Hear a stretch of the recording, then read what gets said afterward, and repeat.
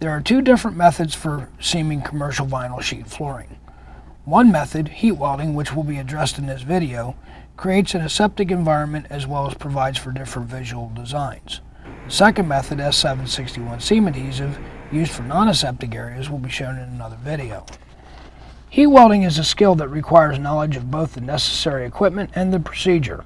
The equipment consists of an electric groover, a heat welding gun, a roller nozzle or a narrow tip speed nozzle, a recessed scriber, a hand groover, skiving knives, and a skiving plate. After installing the first piece of material, prepare the seam edge by trimming approximately a ½ inch off the factory edge. Install the second piece of material, allowing for approximately a ½ inch overlap at the seam edge. Using the proper adhesive, we're going to spread the adhesive with the proper notch trowel and provide the proper open time for the adhesive. Place the material into the adhesive, being sure not to exceed the working time of the adhesive. Once the material is placed into the adhesive, roll the material in both directions with a 100-pound roller. Using your recessed scriber, scribe and cut the seam, leaving approximately a 64th inch gap in the seam. This will make it easier to groove the seam. Once the seam is cut, re-roll with a 100-pound roller. It is important to wait a minimum of 10 hours for the adhesive to dry prior to heat welding. Complete the heat welding within 24 hours of the installation. Router groove the seam to 2/3 the depth of the vinyl. Use an electric router equipped with a 3.5 millimeter thick blade. In areas where an electric router cannot be used, use a hand router. Routed seam should be free of dirt, adhesive, and particles produced by routing. When using pattern weld rod, the heat gun temperature will need to be set slightly higher than the temperature normally used for solid colored welding rod. This temperature is approximately 500 to 550 degrees centigrade. A heat gun with an infinitely adjustable temperature control will make the job easier. This will also help to prevent tear-offs. Practice on a piece of scrap material with the correct nozzle to determine the correct setting and welding speed.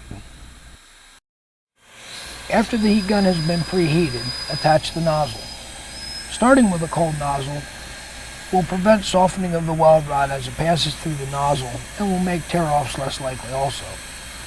Practice welding on a piece of scrap material before starting your first job to determine the proper speed and adjust for the higher temperature setting. When welding commercial vinyl sheet flooring, it is important to use a narrow tip nozzle and proper speed to prevent burning of the material. When properly welding commercial vinyl sheet flooring, you will be able to see a ridge building up on both sides of the weld rod. This will ensure a properly welded seam. Once the first part of the seam is welded, you will need to change directions. Make a ramp by skiving the weld rod 1 to 2 inches from the end of the welded seam. Hand groove the skived section of the weld rod. From the opposite direction, continue welding up the ramp and overlap the initial weld for several inches, creating a splice. Skiving the weld rod should be done in 2 passes to minimize concave seams. For the first pass, use a skiving knife and a trim plate, skiving away the top part of the weld rod while it is still warm. After the welding rod has cooled to room temperature, skive the remaining weld rod on the second pass by holding the skiving knife flush with the floor. Smooth, continuous passes result in a smooth seam. Repeated start and stop action results in rough seams. After the final skive, wipe the seam with a clean, damp cloth. Solid weld rod can also be used for commercial vinyl sheet flooring. When welding with solid weld rod, the same procedures would be used as welding with the pattern weld rod, for the exception of the heat gun temperature. The temperature of the heat gun should be set at approximately 400 to 450 degrees centigrade for the solid weld rod. This picture shows an improperly welded seam that would typically be not acceptable to the end user. When correctly done, heat welding provides the following benefits. It creates an aseptic seam, it allows for heavy traffic, and allows for unique visual designs with complementary or contrasting colorations. Be sure to follow all installation instructions when heat welding, and visit Armstrong.com for more information.